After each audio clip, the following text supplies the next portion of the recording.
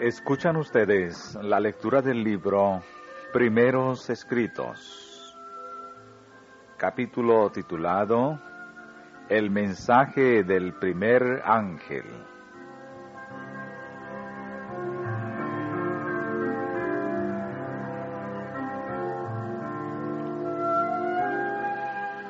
Vi que Dios estaba en la proclamación del tiempo en 1843.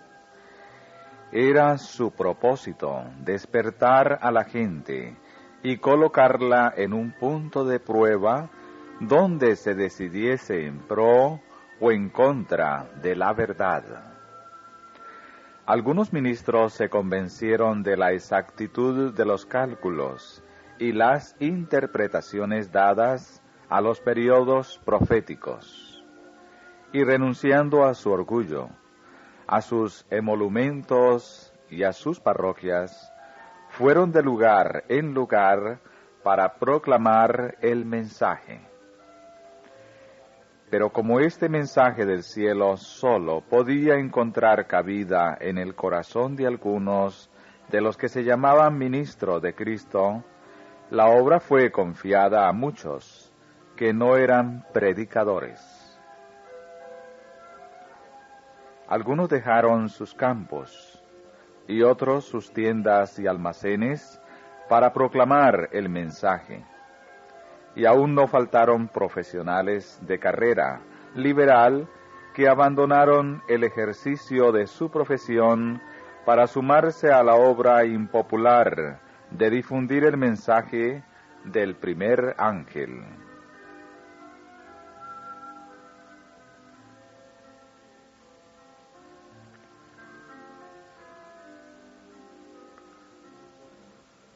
Hubo ministros que, desechando sus opiniones y sentimientos sectarios, se unieron para proclamar la venida de Jesús. Doquiera se publicaba el mensaje, conmovíase el ánimo de la gente. Los pecadores se arrepentían, lloraban e impetraban perdón, y quienes habían cometido algún hurto o desfalco, anhelaban restituir la sustracción. Los padres sentían profundísima solicitud por sus hijos. Los que recibían el mensaje exhortaban a los parientes y amigos todavía no convertidos, y con el alma doblegada bajo el peso del solemne mensaje, los amonestaban e invitaban a prepararse para la venida del Hijo del Hombre. Eran personas de corazón muy empedernido las que no quisieron ceder al peso de las evidencias dadas por las cariñosas advertencias. Esta obra purificadora de las almas desviaba los afectos de las cosas mundanas y los conducía a una consagración no sentida hasta entonces.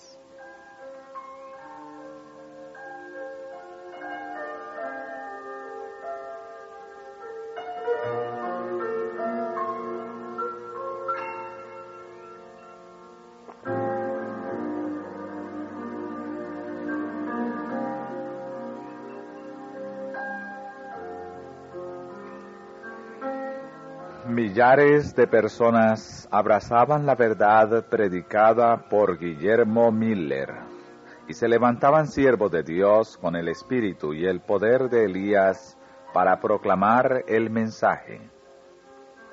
Como Juan, el precursor de Jesús, los que predicaban ese solemne mensaje se veían movidos a poner la segur a la raíz de los árboles y exhortar a los hombres a que diesen frutos de arrepentimiento. Propendía su testimonio a influir poderosamente en las iglesias y manifestar su verdadero carácter.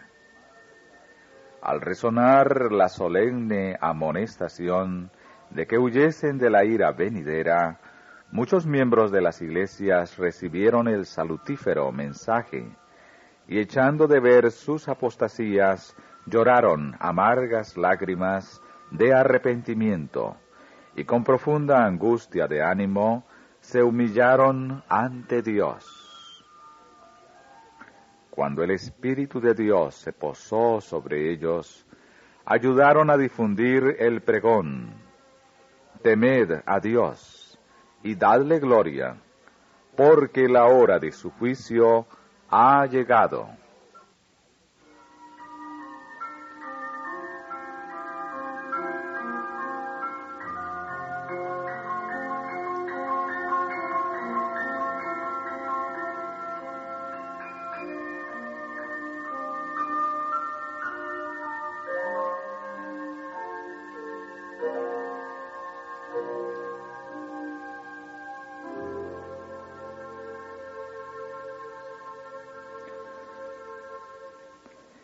La predicación de una fecha definida para el advenimiento levantó violenta oposición en todas partes, desde el ministro en el púlpito hasta el más descuidado y empedernido pecador.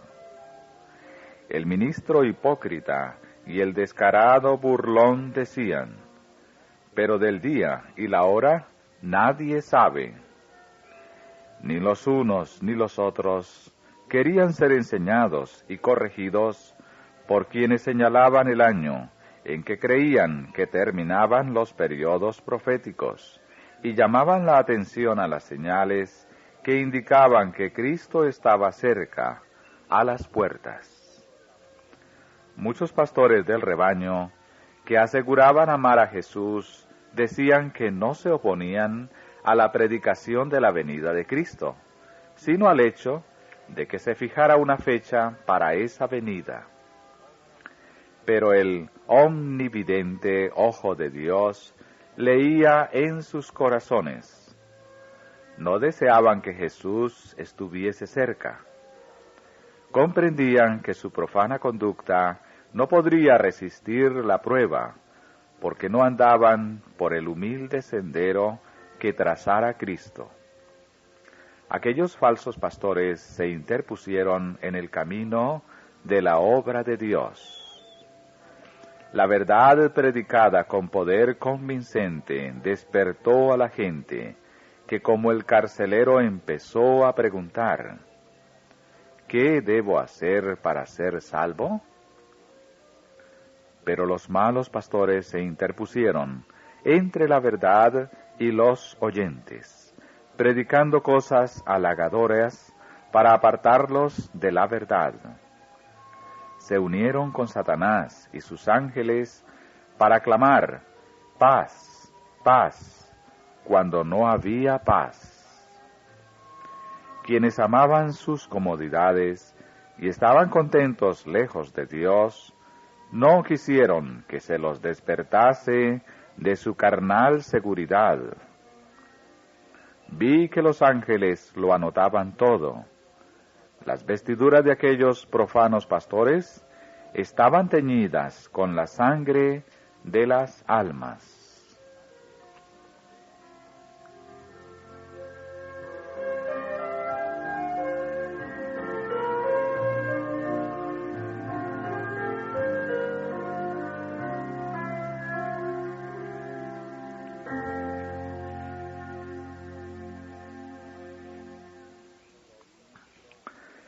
Los ministros, que no querían aceptar este mensaje salvador, estorbaron a quienes lo hubieran recibido. La sangre de las almas está sobre ellos. Los predicadores y la gente se coligaron en oposición a este mensaje del cielo para perseguir a Guillermo Miller y a quienes con él se unían en la obra. Se hicieron circular calumnias para perjudicar su influencia y diferentes veces, después de declarar Miller el consejo de Dios e infundir contundentes verdades en el corazón del auditorio, se encendía violenta cólera contra él, y al salir del lugar de la reunión, le acechaban algunos para quitarle la vida. Pero Dios, envió ángeles para protegerlo, y le salvaron de manos de las enfurecidas turbas. Su obra no estaba aún terminada. Los más devotos recibían alegremente el mensaje. Sabían que dimanaba de Dios y que había sido dado en tiempo oportuno. Los ángeles contemplaban con profundísimo interés el resultado del mensaje celestial, y cuando las iglesias se desviaban de él y lo rechazaban, consultaban ellos tristemente con Jesús, quien apartaba su rostro de las iglesias y ordenaba a sus ángeles que velasen fielmente sobre las preciosas almas que no rechazaban el testimonio, porque aún había de iluminarlas otra luz.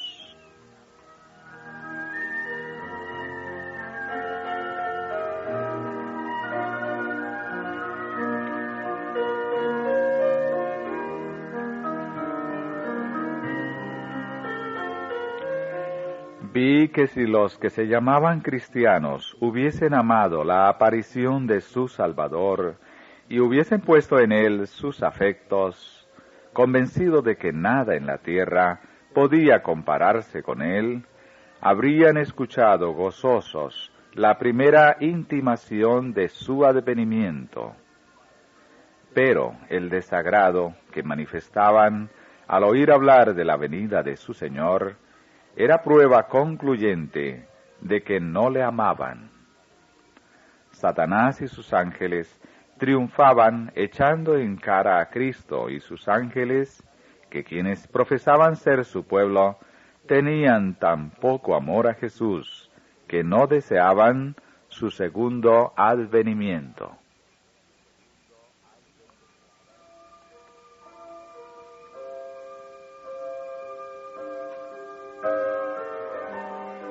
Vi a los hijos de Dios que esperaban gozosamente a su Señor, pero Dios quería probarlos. Su mano encubrió un error cometido al computar los periodos proféticos. Quienes esperaban a su Señor no advirtieron la equivocación, ni tampoco la echaron de ver los hombres más eruditos que se oponían a la determinación de la fecha. Dios quiso que su pueblo tropezase con un desengaño. Pasó la fecha señalada, y quienes habían esperado con gozosa expectación a su Salvador, quedaron tristes y descorazonados.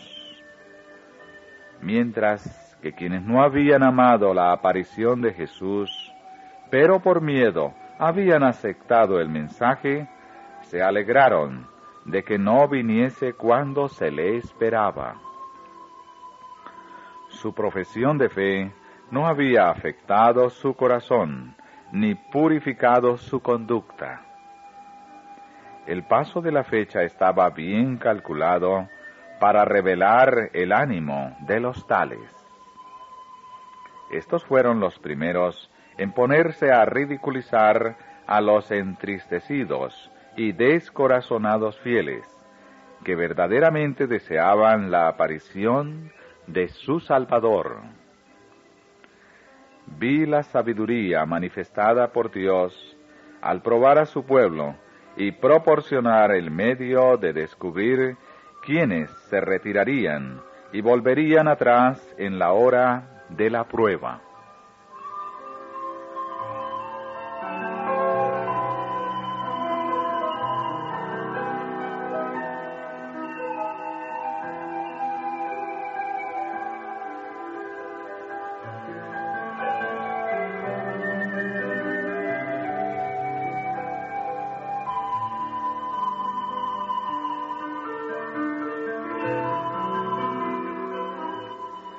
Jesús y toda la hueste celestial miraban con simpatía y amor a quienes con dulce expectación habían anhelado ver a quien amaban. Los ángeles se cernían sobre ellos y los sostenían en la hora de su prueba. Los que habían rechazado el mensaje permanecieron en tinieblas, y la ira de Dios se encendió contra ellos por no haber recibido la luz que les había enviado desde el cielo. Pero los desalentados fieles, que no podían comprender por qué no había venido su Señor, no quedaron en tinieblas. Nuevamente se les indujo a escudriñar en la Biblia los periodos proféticos. La mano del Señor se apartó de las cifras y echaron de ver el error. Advirtieron que los periodos proféticos alcanzaban hasta 1844 y que la misma prueba que habían aducido para demostrar que los periodos proféticos terminaban en 1843, demostraba que terminarían en 1844.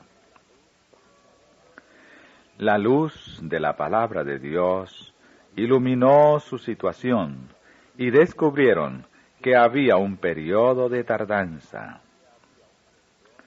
Aunque la visión tardare, espéralo.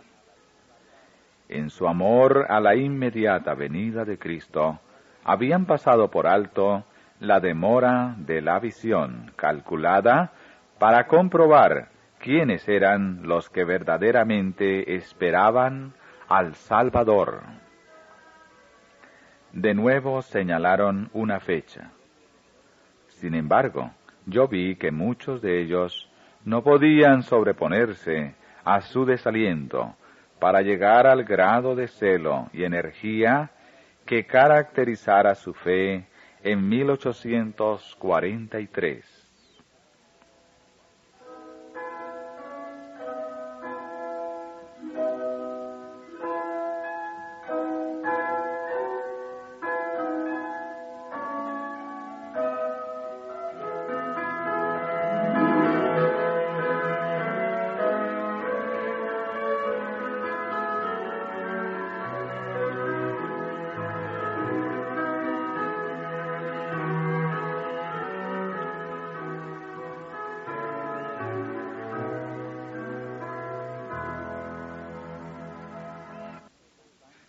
Satanás y sus ángeles triunfaron sobre ellos, y los que no habían querido recibir el mensaje se congratulaban de la perspicacia y prudencia previsoras que habían revelado al no ceder a lo que llamaban engaño.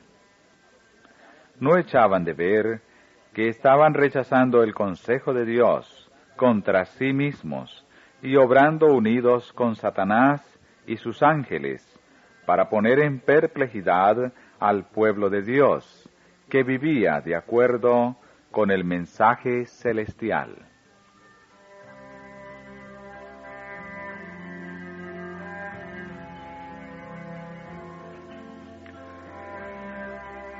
Los creyentes en este mensaje fueron oprimidos en las iglesias. Durante algún tiempo, el miedo impidió a quienes no querían recibir el mensaje que actuaran de acuerdo con lo que sentían. Pero al transcurrir la fecha revelaron sus verdaderos sentimientos. Deseaban acallar el testimonio que los que aguardaban se veían compelidos a dar, de que los periodos proféticos se extendían hasta 1844. Los creyentes explicaron con claridad su error y expusieron las razones por las cuales esperaban a su Señor en 1844. Sus adversarios no podían aducir argumentos contra las poderosas razones expuestas. Sin embargo, se encendió la ira de las iglesias, que estaban resueltas a no recibir la evidencia y a no permitir el testimonio en sus congregaciones, a fin de que los demás no pudieran oírlo. Quienes no se advinieron a privar a los demás de la luz que Dios les había dado, fueron expulsados de las iglesias. Pero Jesús estaba con ellos, y se regocijaban a la luz de su faz. Estaban dispuestos a recibir el mensaje del segundo ángel.